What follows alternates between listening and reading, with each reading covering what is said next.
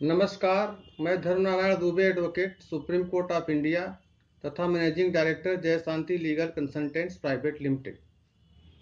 मैं आज भारत के संविधान में संसद तथा राज्य विधानमंडल के सदस्यों की शक्तियां, विशेषाधिकार और उन्मुक्तियां के विषय में बात करूंगा। जैसा कि अभी आपने हाल में देखा है कि कृषि सुधार बिल जो कानून बन गया है और उसकी प्रति को लेकर दिल्ली के मुख्यमंत्री माननीय श्री अरविंद केजरीवाल जी ने विधानसभा में बहस के दौरान वो संसद द्वारा पारित बिल को, जो कानूनी रूप ले चुका है, की प्रतियां को फाड़ दिया।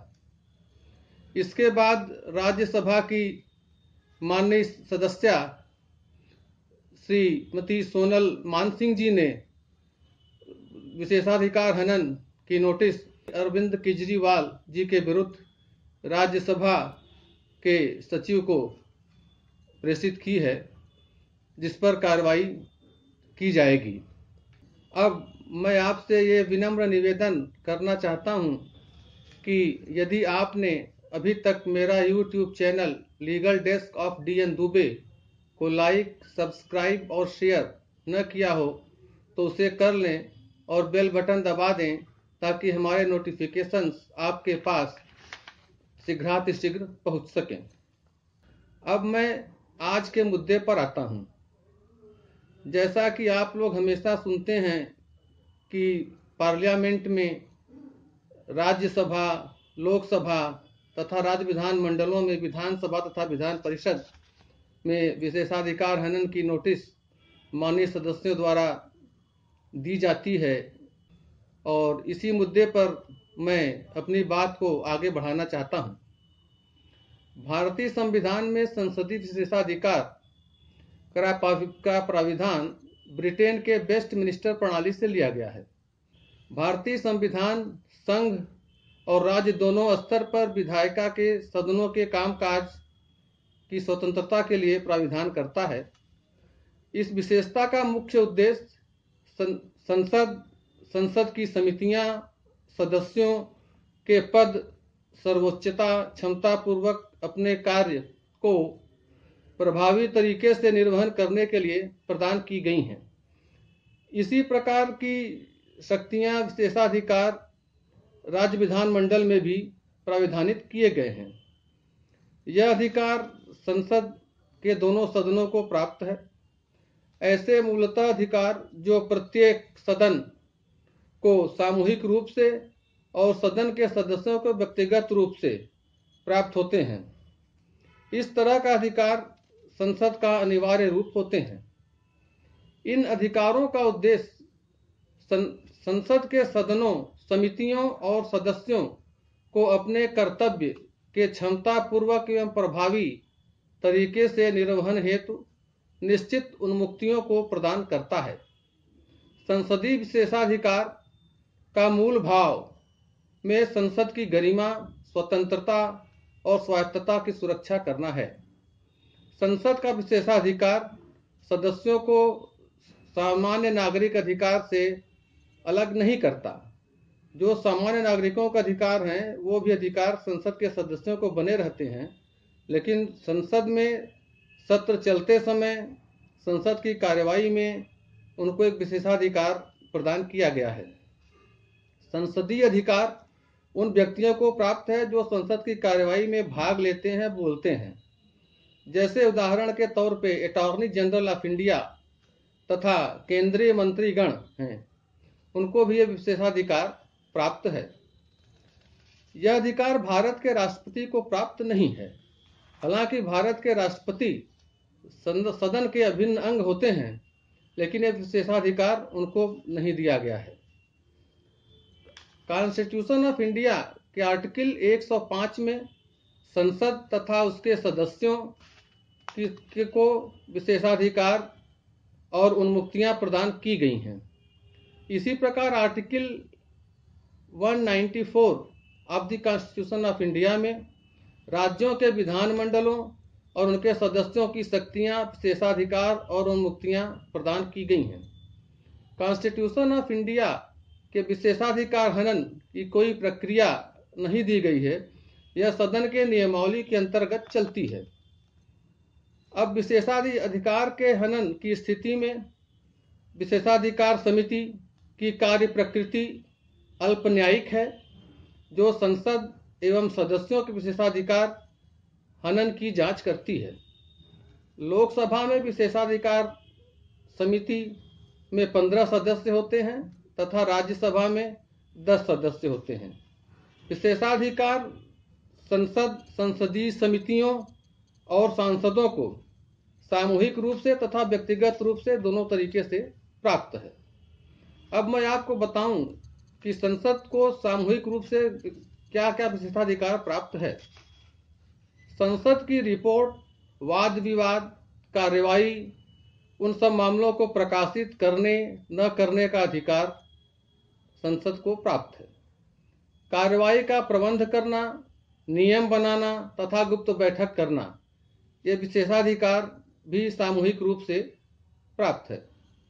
विशेषाधिकार का हनन या अवमानना या सदस्यों या बाहरी लोगों को चेतावनी, कारावास या दंड देने का प्राविधान भी दिया गया है। किसी सदस्य की बंदी, अपराध, कारावास संबंधी सूचना तत्काल प्राप्त करने का अधिकार संसद को प्राप्त है।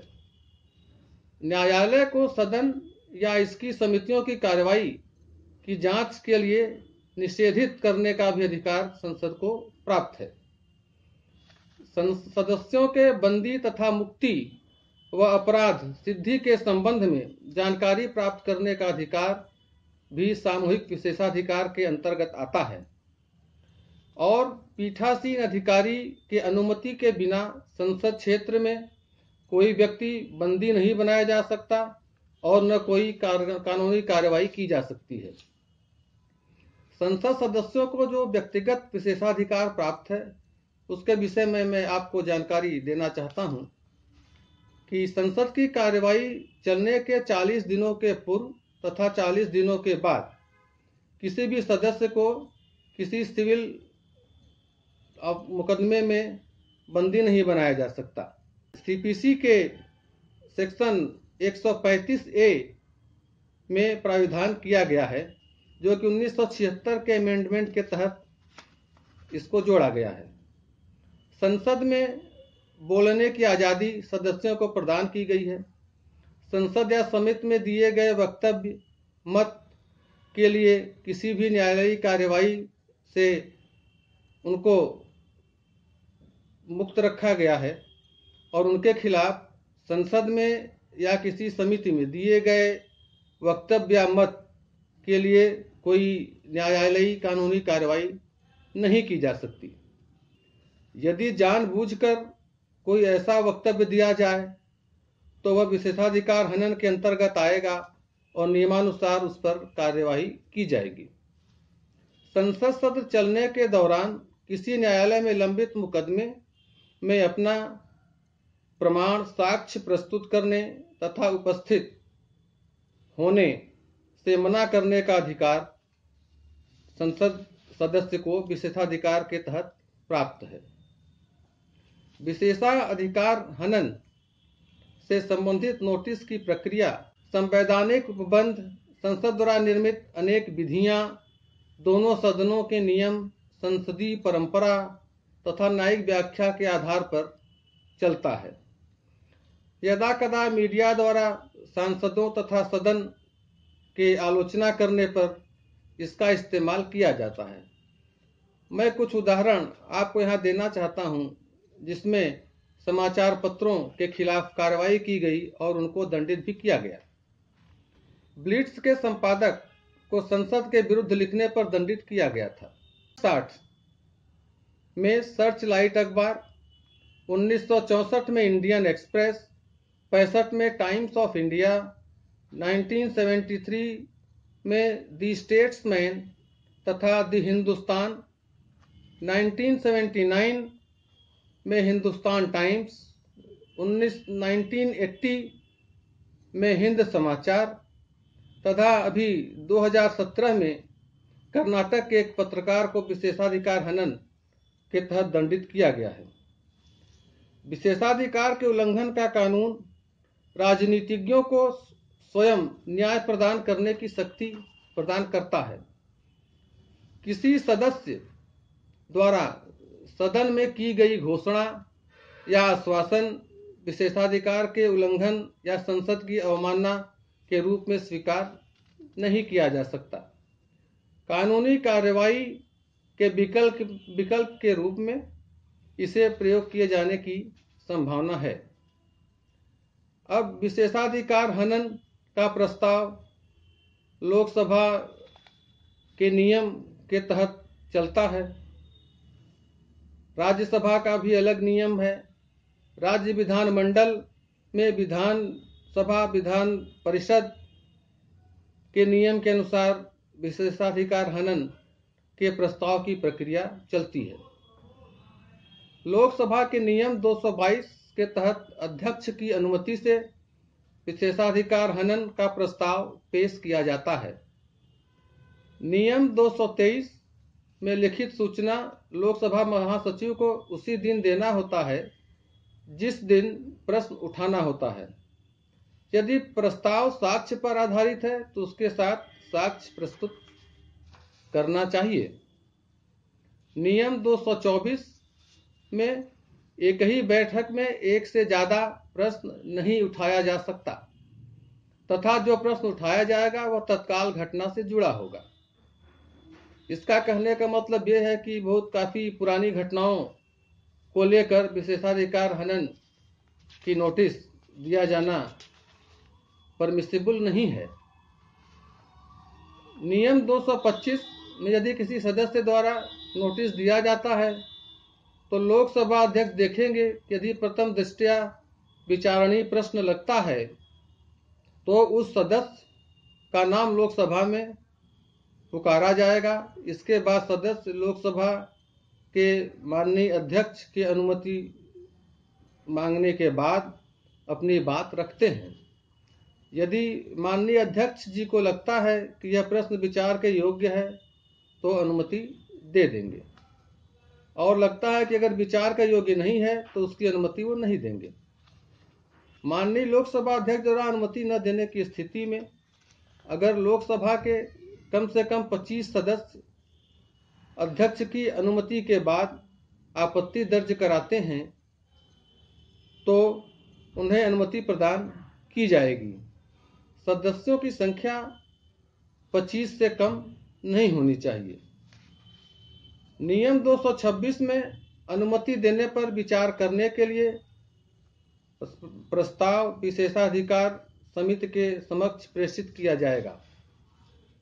नियम 227 में लोकसभा अध्यक्ष द्वारा विशेषाधिकार हनन के विचारणीय सवाल को जांच, अनुसंधान एवं प्रतिवेदन के लिए विशेषाधिकार समिति को सौंपा जाएगा। समिति सौंपे गए सभी प्रश्नों की जांच करेगी। सभी मामलों में तथ्यों के आधार पर यह निर्धारित करेगी कि विशेषाधिकार हनन हुआ है या नहीं, और अगर विशेषाधिकार समिति को यह आवश्यक प्रतीत होगा कि इसमें किसी का मौखिक साक्ष्य लेना आवश्यक है तो मौखिक रूप से भी साक्ष्य वो ले सकती है। और यदि समिति को यह लगता है कि विशेषाधिकार का हनन हुआ है तो यहाँ पर यह देखना होगा कि यह किन परिस्थितियों में हुआ है और इसके मुताबिक विशेषाधिकार समिति अपनी सिफारिश प्रेषित करती है और विशेषाधिकार समिति की सिफारिश के आधार पर रूल 228 में लोकसभा अध्यक्ष विशेषाधिकार जुड़े से मामले पे अपना विचार देंगे। इसी प्रकार की प्रक्रिया राज्यसभा में भी विचार की है। वहाँ पे विचार और निर्णय सभापति महोदय द्वारा दिया जाएगा, जो कि राज्यसभा के रूल 187 से लेकर रूल 203 में वर्णित है। इसी प्रकार राज्य विधानमंडल द्वारा बनाए गए रूल्स के हिसाब से विशेषाधिकार हनन की कार्यवाही चलती है। विधानसभा में विधानसभा के अध्यक्ष तथा विधान परिषद में सभापति द्वारा विचार एवं निर्णय लिया जाता है।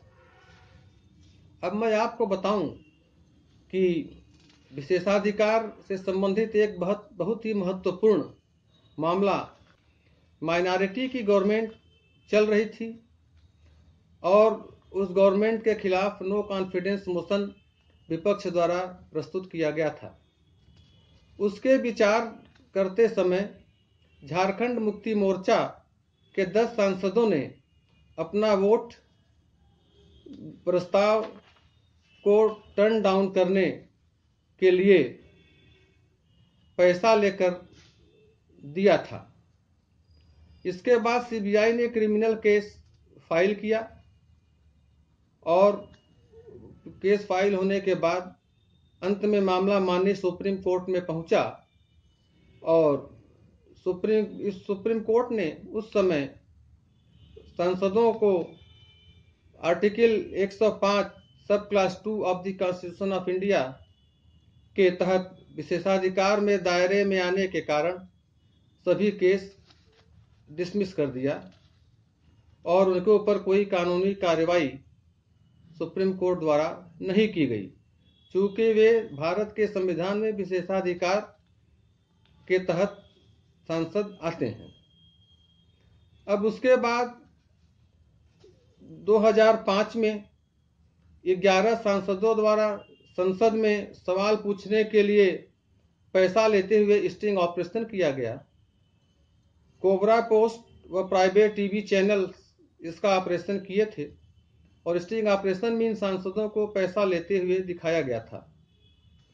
उन लोगों के खिलाफ भी मुकदमा चला, क्रिमिनल केस फाइल हुआ, आरोप पत्र भी फाइल हुआ और ये केस बहुत ही उस समय एक पॉपुलर मैटर हो गया था, जिसे कैश फॉर क्वेरी स्कैम 2005 के नाम से लोग आज भी जानते हैं। इसमें माननीय सुप्रीम कोर्ट ने कहा कि माननीय अध्यक्ष जी को पावर है कि वो संसद के किसी भी सदस्य को निष्कासित कर दें। इस पावर को उनके द्वारा एक्सरसाइज किया जा सकता है, लेकिन उस समय सुप्रीम कोर्ट ने उस केस में ये कहा कि जो है ये जो आदेश लोकसभा अध्यक्ष द्वारा पारित किया जाएगा वो जो है जुडिशियल रिव्यू के अंतर्गत माना जाएगा। अभी 2018 में जैसा कि आप लोगों को भी याद होगा कि राफेल फाइटर प्लेन के सौदे के विषय में लोकसभा में बहस चल रही थी और जिसमें श्री राहुल गांधी जी ने सरकार पे, भारत के माननीय प्रधानमंत्री जी पे तथा रक्षा मंत्री जी पे ये आरोप लगाया कि उन्होंने सदन को गुमराह किया। तो उसको लेकर बीजेपी के सदस्य माननीय श्री अनुराग ठाकुर जी तथा माननीय श्री निशिकांत दुबे जी व 2 अन्य माननीय सदस्यों द्वारा राहुल गांधी के विरुद्ध विशेषाधिकार हनन की नोटिस दी गई। उसके बाद कांग्रेस ने भी विशेषाधिकार हनन की नोटिस माननीय श्री प्रधानमंत्री जी के विरुद्ध दिया कि उनके द्वारा भारत सरकार द्वारा सुप्रीम कोर्ट और संसद को गुमराह करने की कोशिश की गई। और अभी हाल में जो है माननीय मुख्यमंत्री दिल्ली के श्री अरविंद केजरीवाल जी ने दिल्ली विधानसभा में चर्चाओं के दौरान संसद में पारित 3 कृषि सुधार कानून की प्रतियां को फाड़ा और ये आरोप लगाया कि राज्यसभा में नियम के अनुसार पारित नहीं की गई है। श्री अरविंद केजरीवाल जी के द्वारा कानून की प्रतियां फाड़ने के बाद राज्यसभा में माननीय संसद सदस्य श्रीमती सोनल मानसिंह जी द्वारा माननीय श्री अरविंद केजरीवाल जी के विरुद्ध विशेषाधिकार हनन की नोटिस अभी दी गई है और वो राज्यसभा के सचिव को उन्होंने नोटिस दिया है और वो उस पर विचार किया जाएगा। जय हिंद, जय भारत।